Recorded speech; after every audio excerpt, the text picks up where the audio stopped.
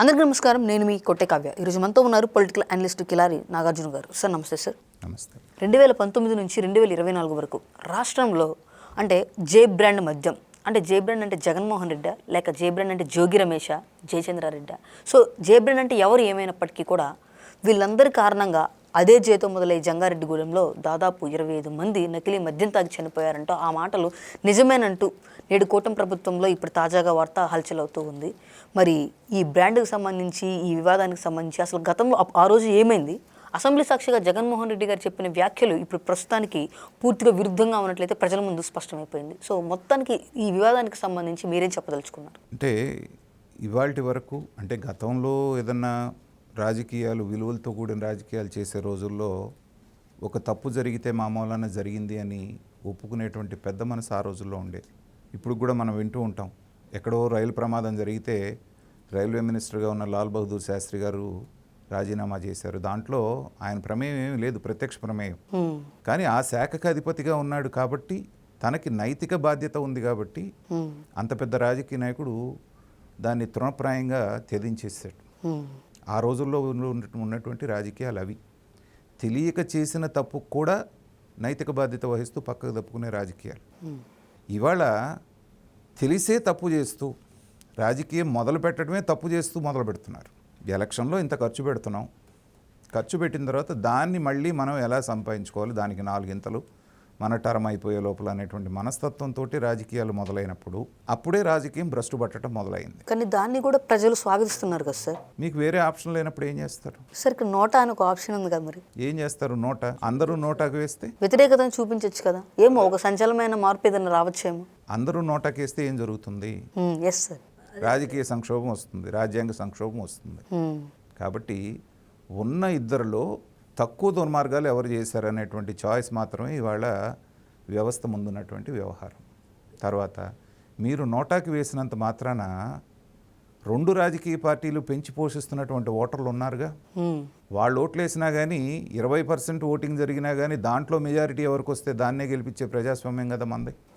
ఉన్న 100 మందిలో 20% పోలింగ్ జరిగింది. 20% పోలింగ్ జరిగింది కాబట్టి నేను రద్దు చేస్తాను ఎలక్షన్ అంటానికి లేదు. ఆ 20%లో ఎవరికి ఎక్కువ వచ్చింది మెజారిటీ అనేటువంటి వ్యక్తి మిగతా 80%తో సంబంధం లేకుండా, ఓట్లు ఈనాళ్ళు కానివ్వండి లేకపోతే వద్దనుకున్న వాళ్ళతో ప్రమేయం లేకుండా 20% మంది యొక్క 20%లో కూడా మళ్ళీ వాడికి 12% వచ్చి ఉంటాయి, మిగతా వాడికి 8% వస్తాయి. సో 12% మీకు ఓట్లు వచ్చినా కూడా రాజ్యాధికారం చేపట్టి అధికారం చెలాయించేటువంటి ప్రొవిజన్ రాజ్యాంగంలో ఉంది. కాబట్టి ఈ రాజకీయ నాయకులు మనం ఒక 40% 30% మనతోటి పెట్టుకుంటే ఆ టైంలో న్యూట్రల్ ఓటర్స్ని కల్లిబొల్లి కబుర్లు చెప్పి మన వైపు తిప్పుకుంటే చాలు అనేటువంటి మనస్తత్వంలో ఉన్నారు. కాబట్టి ఇలాంటి పరిణామాలు జరుగుతున్నాయి. సార్ మరి ఎప్పుడో అంటే ఒక గత ప్రభుత్వంలో జరిగినటువంటి ఆ కల్తీ మద్యం వాటి శాంపిల్ తీసుకుని మరి అది కల్తీనా కాదా అని చెప్పని ఈరోజు కూటమి ప్రభుత్వం ఏర్పాటు చేసిన దర్యాప్తు సంస్థలు తేల్చి చెప్పాయి. అంటే అసలు కల్తీ మద్యమే లేదు అని చెప్పారంటే ఇప్పుడు కూడా ఆ శాంపిల్స్ ఎలా తీసుకోగలిగారంటారు? దానికి ఆ పోస్ట్ మార్టం అప్పుడు చేసినటువంటి రిపోర్ట్స్ ఏవైతే ఉన్నాయో ఓకే, వాటిలో క్లియర్గా తెలిసింది దేని మూలాన్ని చనిపోయారని. కానీ గతంలో ఉన్నటువంటి ప్రభుత్వం ఏదైతే ఉన్నదో పట్టించుకునేటువంటి అవకాశం లేదు కాబట్టి వాళ్ళ ప్రమేయం దాంట్లో ఉంది కాబట్టి దాని మీద విచారణ జరగలేదు. ఓకే, ఇప్పుడు సిట్టు వేసినప్పుడు ఏంటంటే ఆ రోజున శాంపిల్ సేకరణ జరిగి ఉంటుంది, దాన్ని దాచిపెట్టాలి శాంపిల్స్. ఇవాళ ఏదో వెళ్ళి శాంపిల్స్ తీయటం కాదు, ఆ రోజున తీసిన శాంపిల్స్ ఉంటాయి, ఆ రోజున చేసిన పోస్ట్ మార్టం రిపోర్ట్స్ ఉంటాయి. కాబట్టి వాటిని ఆధారంగా లోతైనటువంటి పరిశీలన చేసినప్పుడు ఏంటంటే వాళ్ళకి తెలిసింది అది కాదు అనేటువంటిది. ఓకే, సో అలాంటి సందర్భంలో ప్రభుత్వమే అలాంటి చర్యలకు పాల్పడ్డప్పుడు ఎవరైనా ఒక వ్యాపారస్తుడుండి ఆ పని చేశాడు అంటే ఒక అర్థం ఉంది, కక్కుర్తి పడ్డాడు ఏదో అని. కానీ ప్రభుత్వమే పాలసీని ఆ రకంగా డిజైన్ చేసి కల్తీ మద్యాన్ని ప్రోత్సహించి దాన్ని ప్రజల యొక్క రక్త మాంసాలతో ఆడుకున్నటువంటి సందర్భం చూసినప్పుడు ఏంటంటే అధికారంలో ఉన్నప్పుడు వాళ్ళకి చెల్లుబాటు అయిపోయింది ఏం చేసినా. ఎప్పటికీ మనమే అధికారంలో ఉంటాం కాబట్టి ఇది ఎప్పటికీ బయటికి రాకుండా దీన్ని కప్పెట్టేసామనేటువంటి దాంతో జగన్మోహన్ రెడ్డి గారు ఆ రోజు అసెంబ్లీలో బుల్డోజ్ చేసేసి సహజ మరణాలు అనే ఒక లేబుల్ వేసేసి ఆయన దీన్ని మసిపూసి మారేడుకాయ చేశాడు. కానీ కాలం ఎప్పుడు కూడా ఒక రకంగా ఉండదు. చేసినటువంటి పాపం ఫలితం అనుభవించాల్సినటువంటి పరిస్థితి ఉంది. వాళ్ళు లిక్కర్ స్కామ్ ద్వారా ఏం చేశారనేటువంటిది ఎంత లోతైన విచారణ జరిగిందనేటువంటిది మనం చూసాం. కానీ అనఫిషియల్గా 30,000 మంది దీని మూలాన ఎఫెక్ట్ అయ్యారు, చనిపోయారు, చాలామంది వేలాది మంది ఎఫెక్ట్ అయ్యారని చెప్పినప్పటికీ కూడా సాక్ష్యాధారాలు ఏమీ సేకరించలే ఇప్పటివరకు. ఊరికే నోటి మాటగా అంటున్నారు కానీ ఇదిగో ఈ 25 మంది ద్వారా ప్రభుత్వ నిర్లక్ష్యం తర్వాత ఖచ్చితంగా దాంట్లో కల్తీ జరిగింది అనేటువంటిది ప్రూవ్ అయిన తర్వాత ఇప్పుడు కఠినమైనటువంటి చర్యలు తీసుకునేటువంటి అవకాశం ప్రభుత్వానికి వచ్చింది.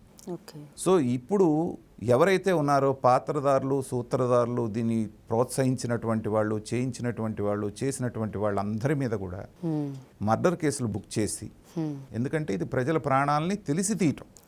ఇలా జరిగితే, ఇలాంటి కల్తీ మద్యం అమ్మితే చనిపోయే ప్రమాదం ఉంది అనేటువంటిది తెలిసి కూడా చేశారు అంటే ఏంటంటే అది పొరపాటు కాదు, అది తప్పు. కాబట్టి దానికి సరైనటువంటి శిక్ష వేసేటువంటి అవకాశం ఇప్పుడు ఉన్నటువంటి కూటమి ప్రభుత్వానికి వచ్చింది. సాక్ష్యాధారాలు మీ ముందున్నాయి. గతంలోలాగా 2019-24 మధ్యలోలాగా సాక్ష్యాధారాలు లేకుండా మనం ఒకరిని అరెస్ట్ చేయాలంటే తీసుకొచ్చి లోపలేసి వాళ్ళని కొట్టేసి 4 రోజులు శుక్రవారం అరెస్ట్ చేసి బెయిల్ ఇచ్చినప్పుడు బయటికి వదిలేయటం అనేది కాకుండా ఒక పద్ధతి ప్రకారంగా వీళ్ళని ఫ్రేమ్ చేస్తూ వెళ్తున్నారు. కాబట్టి ఆ ప్రాసెస్లో సరైన సాక్ష్యాధారాలు దొరికినాయి. కాబట్టి మీకు మద్యం కేసుకి ఎక్స్టెన్షన్ ఇవన్నీ, జోగి రమేష్ మద్యం కేసు అయినా, కల్తీ మద్యం కేసు ఇప్పుడు జరిగింది, ఇవన్నీ కూడా పార్ట్ ఆఫ్ అది మెయిన్ మద్యం కేసు. గతంలో ఉన్నవే ఇప్పుడు ముందుకెళ్తూ ఉంది. దాని యొక్క దుష్పరిణామాలే ఇవన్నీ.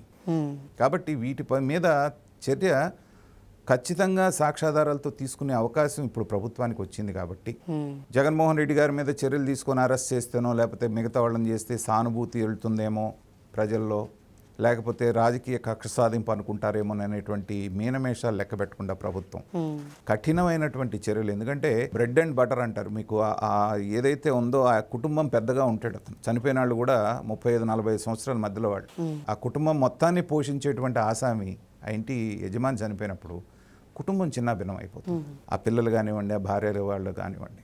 ఇలాంటి చర్యలు తీసుకున్నప్పుడు ఏంటంటే కఠినమైనటువంటి చర్యలు తీసుకుంటే కానీ రెండోసారి ఇంకొకళ్ళు చేయడానికి భయపడేటట్టుగా ఉండాలి. దురదృష్టవశాత్తు మన చట్టాలంతా కఠినంగా లేవు. చట్టాలు కఠినంగా ఉన్నా కానీ తప్పించుకోవడానికి కూడా అన్ని అవకాశాలు దాంట్లో ఉన్నాయి. జగన్మోహన్ రెడ్డి గారు దాంట్లో PhD చేశారు. ఆయన చట్టాన్ని చుట్టంగా ఎలా చేసుకోవాలి, దానికి దొరకకుండా తప్పించుకొని ఎన్ని దశాబ్దాలు, ఇప్పుడు దాదాపు 13-14 సంవత్సరాలుగా వస్తుంది. ఇవాళ వరకు ట్రయల్కే రాలేదు మిగతా కేసులన్నీ ఆయనకు ఉన్నటువంటి CBI ED కేసులు. కాబట్టి దాని ద్వారా తప్పించుకోగలమనేటువంటి ఒక ధైర్యం ఉంది. సరే, ఎన్ని కేసులు తప్పించుకున్నా ఈ కూటమి ప్రభుత్వం వచ్చిన తర్వాత విపరీతంగా, అంటే దేశవ్యాప్తంగా కూడా బాగా వైరల్గా మారింది కల్తీ నెయ్యి వ్యవహారం. సో ఒకవేళ అంటే కూటమి టార్గెట్ కూడా మేబీ అదే అయి ఉంటుందా? అంటే ఇదైతే హిందూ మనోభావాలు అన్న అంశం మీద దేశవ్యాప్తంగా కూడా సానుభూతితో ఈ హిందుత్వం మీద జగన్మోహన్ రెడ్డిని దీంట్లోనే ఇతనే పాత్రదారుడు, సూత్రధారుడు అని చెప్పని ప్రూవ్ చేసి పంపిస్తే మళ్ళీ ఒకవేళ జైలుకి వెళ్ళినా కూడా సానుభూతి అనేది లేకుండా చేయొచ్చు అని ఇదే టార్గెట్ అయి ఉంటుందా కూటమి? అంటే ఒకటమ్మా, ప్రభుత్వానికి కానీ చట్టానికి కానీ కొన్ని లిమిటేషన్స్ ఉన్నాయి. ఇందాక మనం అనుకుంటున్నాం లొసుగులు వాడుకొని తప్పించుకొని తిరుగుతుంటారు. ఇప్పుడు కల్తీ నెయ్యిలో కానీ జగన్మోహన్ రెడ్డి గారి కేసుల్లో కానీ శిక్షలు పడతాయి అనుకుంటే ఏంటంటే మన అమాయకత్వమే. ఇప్పుడు CBI కేసు జగన్మోహన్ రెడ్డి గారికి ఒక శిక్ష వేసింది. ఆ తర్వాత పై కోర్టుకు వెళ్తాడు, ఇంకో పై కోర్టుకు వెళ్తాడు, ఇంకా పై కోర్టుకు వెళ్తాడు, దాన్ని అడు తిప్పుతాడు, ఇటు తిప్పుతాడు. ఇప్పటికే ఆయనకి 50 దాటిని ఇంకో 10-15 ఏళ్ళు నడిపిస్తాడు దాన్ని. కానీ మనందరం సంతోషించాల్సింది, చేయాల్సింది కూడా ఏంటంటే ప్రజాక్షేత్రంలో వీళ్ళని నేరస్తులుగా నిలబెట్టడం. మద్యం కుంభకోణం జరిగింది, వేలాది కోట్ల కుంభకోణం జరిగింది. జగన్మోహన్ రెడ్డి గారి ప్రమేయం లేకుండా ఒక సజ్జల రామకృష్ణారెడ్డో లేకపోతే ఒక మామూలు పేర్నానో లేకపోతే జోగి రమేషో వీళ్ళు చేయగలిగే ధైర్యం వాళ్ళకుందా? అది ప్రజలకు తెలుసుగా. సో చేయించింది జగన్మోహన్ రెడ్డి అనే కదా 11 సీట్లకు పరిమితం చేశారు. కాబట్టి ఈ ప్రభుత్వం చేస్తూ ఉండటం ఏంటంటే చట్ట ప్రకారంగా చేయాల్సిన పనులు చేస్తూనే ప్రజలకు ఎప్పటికప్పుడు వాళ్ళలో అవేర్నెస్ క్రియేట్ చేయడం. ఇదిగో ఇతను చేసిన నేరం ఇది, 25 మందిని చంపారు, ఇలా ఇంకా చేశారు, పవిత్రమైన లడ్డూను కల్తీ చేశారంటే 2029లో కూడా వాళ్ళని రాకుండా ప్రజలు అడ్డుకుంటారు. ప్రభుత్వం చేయాల్సినటువంటి మొట్టమొదటి పని అదే. అంటే వేదికల ద్వారా వచ్చి కూటమి పెద్దలు మంచి ఏది చెడేది అని చెప్పడమా మీ దృష్టిలో, లేదంటే వీళ్ళకి సంబంధించినటువంటి ఏమైనా అంటే వార్తాపత్రికల ద్వారా, సోషల్ మీడియా విభాగాల ద్వారా చెప్పడం అంటారు? అన్ని రకాలుగా. ఇప్పుడు రప్పారప్ప వ్యవహారం నడుస్తోంది. రప్పారప్ప వ్యవహారంలో వాళ్ళని శిక్షిస్తూనే దానివైపు అట్రాక్ట్ అవుతున్నటువంటి యూత్ని కౌన్సిలింగ్ ఇవ్వాల్సిన బాధ్యత కూడా ప్రభుత్వం మీద.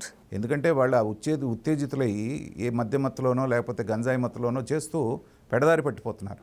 అల్టిమేట్గా ఏదైనా జరిగితే మళ్ళీ ప్రభుత్వానికి చెడ్డ పేరు.